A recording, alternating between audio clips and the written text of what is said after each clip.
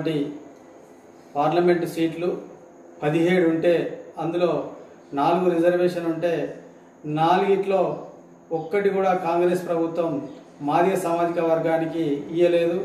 కాంగ్రెస్ కుట్రపూరితో చేస్తున్నటువంటి వ్యూహంగా మాకు అర్థమవుతుంది.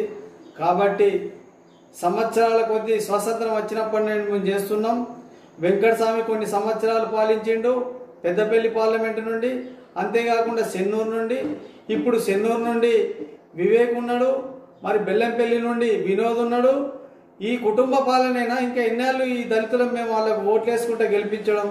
ఇప్పుడు మళ్ళీ పెద్దపల్లి పార్లమెంటు నుండి మరి వంశీ గారు వచ్చిండ్రు. ఈ వంశీని మన దళితులందరూ మాదిగ సామాజిక వర్గం ఈ పెద్దపల్లి పార్లమెంట్లో ఒక 4-5 లక్షల మంది మాదిగలు ఉన్నారు. కాబట్టి మాదిగ సోదరులారా, ఇకనైనా మీరు గ్రహించండి.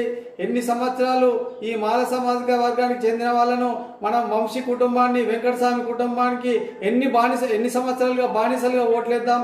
కాబట్టి వెంకటస్వామి కుటుంబాన్ని మరియు వంశీని ఈ పెద్దపల్లి పార్లమెంటు నుండి తరిమి కొడదాము.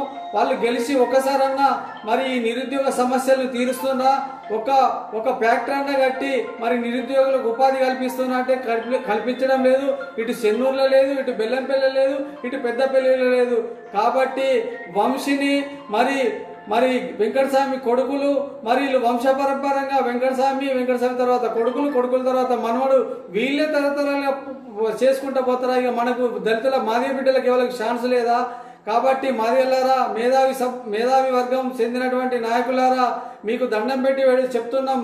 మీరు తప్పకుండా ఈ కుటుంబాన్ని ఓడగొట్టి ఈ పెద్దపల్లి పార్లమెంటుకు రాకుండా చేయవలసిందిగా మీ అందరికీ దళిత సోదరులందరికీ విజ్ఞప్తి చేస్తున్నాం. జై భీమ్.